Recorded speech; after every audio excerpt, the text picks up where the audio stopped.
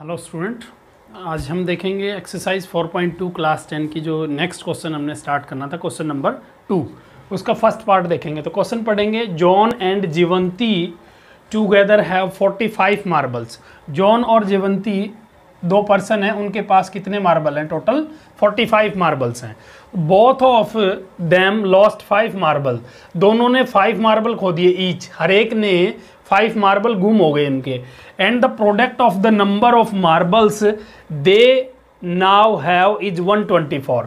उनके पास जो अभी मार्बल बचे हैं, 5 मार्बल गुम हो जाने के बाद जो मार्बल्स बचे हैं उनका प्रोडक्ट कितना है? 124 है। We would like to find out how many marbles they had to start with. उनके पास स्टार्टिंग में कितने मार्बल्स थे वो आपको फाइंड आउट करना है। तो हम सबसे पहले कैसे करेंगे इस क्वेश्चन को स्टार्ट? हम लेट कर लेते हैं। लेट कौन है? जॉन और जीवंती हैं, दो पर्सन हैं। तो लेट नंबर ऑफ मार्बल्स किसके पास हमने ले लिया? जॉन के पास। John had B X marbles, हमने उसके पास लेट कर लिए कि एक्स मार्बल जॉन के पास थे शुरुआत में। फिर अब उसके उन दोनों के पास एक जीवंती भी है। दोनों के पास कितने मार्बल्स हैं? 45 में। 45 में से हमने एक वेरिएबल लेट कर लिया कि जॉन के पास एक्स मार्बल हैं। अब जॉन के पास एक्स हैं तो जीवंती के पास कितने बचेंगे? So number of marbles Jivanti had. अब जीवंती के पास कितने आ जाएंगे बच्चे? टोटल 45 थे, 45 में से एक्स मार्बल किसके पास हैं? जॉन के पास हैं। तो बाकी जो मार्बल्स बचे वो किसके पास हैं? जीवंती के पास है। 45 माइनस एक्स। अब उसके बाद क्या कह रहा है? Both of them lost 5 marble each. दोनों ने 5 मार्बल गुम कर दिए अपने। दोनों के 5-5 मार्बल्स कम हो गए, तो कम कर देंगे हम 5-5 मार्बल्स। तो आफ्टर लॉस्ट आप लिख सकते हो, लिखना चाहो तो, नहीं तो डायरेक्ट आप कंडीशन जॉन हैड। जॉन के पास कितने बचे? जॉन के पास एक्स मार्बल थे, उसने 5 मार्बल गुम कर दिए। आफ्टर लॉस्ट 5 मार्बल्स आप लिख सकते हो, लिखना चाहो कि John had x minus 5 marbles. और जीवंती के पास कितने बचे बच्चे? जीवंती के पास 45 माइनस एक्स मार्बल थे, 5 मार्बल और उसके गुम हो गए, तो 5 माइनस कर देंगे। कितना बचेगा? 45 माइनस 5, ये आ गया 40 माइनस एक्स। ये जीवंती के पास मार्बल बचे और ये जॉन के पास मार्बल बचे। अब जो कंडीशन है क्वेश्चन में, मैं यहाँ लिखता हूँ अकॉर्डिंग टू कंडीशन। अब कंडीशन क्या दी हुई है कि जो 5 मार्बल गुम होने के बाद जो मार्बल बचे हैं उनका प्रोडक्ट कितना है? 124 है। तो किन का प्रोडक्ट? x माइनस 5 जॉन के पास है मार्बल, और 40 माइनस एक्स किसके पास है बच्चे? जीवंती के पास है। दोनों का प्रोडक्ट यानी दोनों का मल्टीप्लाई करेंगे तो कितना आएगा? 124। तो ये आपकी क्वाड्रेटिक इक्वेशन यहाँ से बन जाएगी। तो क्वाड्रेटिक इक्वेशन को फिर हमने सॉल्व करना है। तो फैक्टर मेथड से हमने फर्स्ट क्वेश्चन को किया था सॉल्व, तो उसी तरीके से हम इसको भी करेंगे सॉल्व। तो हम पहले मल्टीप्लाई करते हैं। तो मल्टीप्लाई करेंगे तो क्या आएगा बोलो? x का करेंगे इन दोनों टर्म से, तो x का 40 से करेंगे 40x, x का x से करेंगे तो x स्क्वायर। उसके बाद हम करेंगे -5 का 40 से, तो -5 का 40 से करेंगे -200, -5 का -x से, माइनस का मल्टीप्लाई क्या हो जाएगा बच्चे? 5x प्लस का हो जाएगा, इज इक्वल टू 124 आ गया। अब क्या आएगा? अब ये माइनस का x स्क्वायर क्या है आपका? आपने स्टैंडर्ड फॉर्म में लिखना है ना इसको, तो x स्क्वायर को पहले लिख लेंगे, ये माइनस का है। उसके बाद x वाली टर्म, ये 5x, ये 40x, तो ये प्लस का कितना बच गया? 45x। अब 124 को इधर ले आओ, 124 इधर आएगा, माइनस का होगा, और माइनस का 200 ऑलरेडी है, ये भी माइनस का और ये भी इधर आने के बाद माइनस का। तो माइनस माइनस के दोनों हैं, तो दो ऑपरेशन क्या लगाएंगे? एडिशन करेंगे, दोनों को ऐड कर देंगे, आएगा माइनस में ही 200 और 124 कितना हो गया? 324 इज इक्वल टू 0। अब ये आपकी एक क्वाड्रेटिक इक्वेशन आ गई, इसको हमने फैक्टर करने हैं। तो फैक्टर करेंगे तो बच्चे क्या आएगा? फर्स्ट और थर्ड टर्म का प्रोडक्ट देखेंगे। फर्स्ट और थर्ड टर्म का प्रोडक्ट देखते हैं, माइनस एक्स स्क्वायर और -324। तो माइनस एक्स स्क्वायर और -324 दोनों ही माइनस में हैं, दोनों ही माइनस में, तो प्रोडक्ट किसका आएगा? प्लस का। तो 324 और ये एक्स स्क्वायर है, दोनों का प्रोडक्ट किस में आ गया? प्लस में आ गया। अब हमने क्या करना है बच्चे? दोनों के इनके फैक्टर करने हैं। तो फैक्टर करेंगे, किस तरीके से करेंगे फैक्टर? हम देखेंगे कि यहाँ पर क्या है, मिडिल टर्म क्या है? 45x है। तो मैंने कहा था कि एक तो हमने एक्स एक्स तो लगा ही लेना है दोनों में, तो एक्स एक्स आ जाएगा। अब 324 के फैक्टर देखेंगे हम, तो 324 के आप फैक्टर कर लो पहले, थोड़ा सा आपको आसान हो जाएगा क्योंकि ये बड़ा नंबर है। 2 से करेंगे तो 2 1 जा 2, फिर उसके बाद आएगा आपका 2 6 जा 12, 1 बचेगा ना, 2 2 जा, फिर 2 से जा रहा है 2 8 जा, 2 1 जा, फिर 3 से जा रहा है 27, 3 से जा रहा है 9, और 3 से जा रहा है 3, और 3 से जा रहा है 1। तो हम सबसे पहले देखेंगे जो फैक्टर बनेंगे इसके 324 के, वो क्या बनेंगे बच्चे। पहले मैं 2 ले लेता हूँ 2 के साथ, तो 2 के साथ क्या आ गया, इन दोनों पेयर बनाने हैं ना हमने, ये बाकी सब का मल्टीप्लाई कर देता हूँ मैं, तो बाकी सब का मल्टीप्लाई करूँगा तो 162 आएगा, क्योंकि 2 से डिवाइड किया 162 आ गया। उसके बाद 2 2 जा 4 ले सकता हूँ मैं, तो मैंने जब 4 लिया, या 3 से भी डिवाइड हो रहा है तो मैं 3 लेऊंगा, तो 3 से क्या आ जाएगा, 3 को मैं छोड़ दूं, बाकी सब का मल्टीप्लाई कर देता हूँ। 3 3 जा 9, 3 जा 27, 2 जा कितना होगा 54, 2 जा 108, तो 108 इंटू 3, यानी ये 3 के साथ मैंने बाकी सब का प्रोडक्ट ले लिया।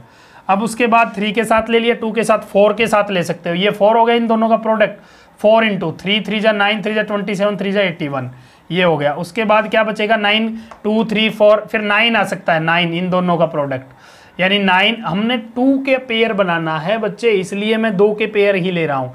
इन दोनों का प्रोडक्ट अलग कर दिया 3 3 का, बाकी सब का कर दो इन सब का।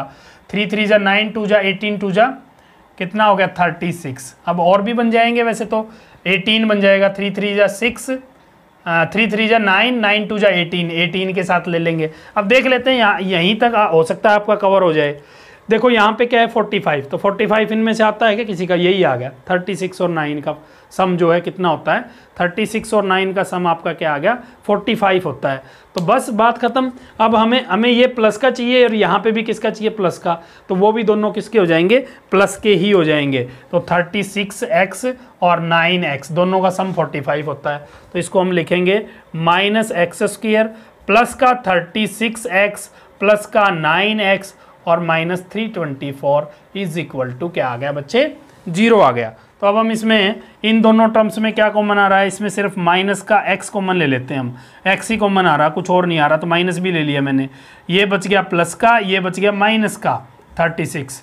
यहाँ से क्या कॉमन आएगा बच्चे, 9 से डिवाइड हो जाता है ये, तो प्लस का 9 कॉमन ले लेता हूँ मैं, तो 9 कॉमन आ गया, तो यहाँ पे x बचा, ये माइनस का 9 से डिवाइड करेंगे तो कितना आएगा 36 इज इक्वल टू 0।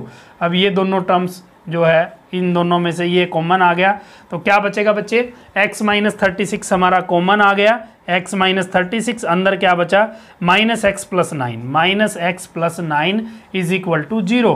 तो यहाँ से x - 36 को हम 0 के इक्वल करते हैं, तो यहाँ से तो x की वैल्यू आ गई प्लस का 36, इसको हम 0 के इक्वल करेंगे तो ये उधर जाएगा -9 और माइनस से माइनस कट जाएगा, ये क्या आ गया बच्चे कितना आ गया 9 आ गया। तो दो आपके पास आंसर आ गए, x की वैल्यू कितनी 36 और 9। तो जोन हमें बताना था, we would like to find out how many marbles they had to start with. तो मान लीजिए जोन के पास कितने मार्बल थे 36 मार्बल, तो उसके पास जीवंती के पास कितने आ जाएंगे 45 माइनस 36 कितना बचेगा 9। और अगर हम जोन के पास लेते हैं 9 मार्बल तो उसके पास कितने आ जाएंगे जीवंती के पास 46 माइनस 9 यानी 36, क्योंकि दोनों ही आंसर आपके क्या आए हैं, ये दोनों ही सॉल्यूशन पॉजिटिव आए हैं। अगर एक नेगेटिव आया होता तो उसको हम रिजेक्ट कर देते, उसको हम लेते ही नहीं, क्योंकि नंबर ऑफ मार्बल्स आपके माइनस में नहीं हो सकते, प्लस के ही होंगे नंबर ऑफ मार्बल्स। तो दोनों को लेना पड़ेगा, जोन के पास 36 हैं तो जीवंती के पास 9, और अगर जोन के पास 9 है तो उसके पास जीवंती के पास 36 है। तो इस तरीके से ये आपका जो है फर्स्ट पार्ट कंप्लीट होता है। हम देखेंगे क्वेश्चन नंबर 2 का सेकंड पार्ट। सेकंड पार्ट में क्या कह रहा है, ये कह रहा है a cottage industry produce a certain number of toys in a certain day. किसी सर्टेन डे में एक इंडस्ट्री है वो नंबर ऑफ टॉयज प्रोड्यूस करती है, कोई certain number of toys produce करती है।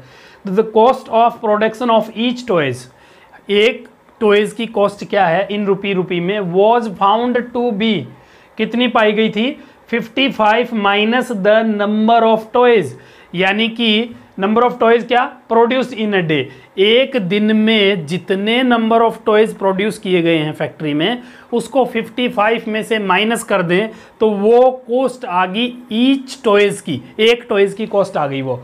फिर कह रहा है the total cost of production was ₹750। Total cost कितनी है, एक दिन की है ये 750 है। We would like to find out the number of toys produced on that day. एक सर्टेन डे में, किसी दिन में नंबर ऑफ टॉयज कितने प्रोड्यूस है वो आपको फाइंड आउट करना है। तो हम लिखेंगे let the number of toys produced on that day, number of toys produced on that day. तो किसी पर्टिकुलर डे में, या प्रोड्यूस्ड ऑन पर्टिकुलर डे आप लिखना चाहो तो, या दैट डे लिखना चाहो, BX हमने ले लिया।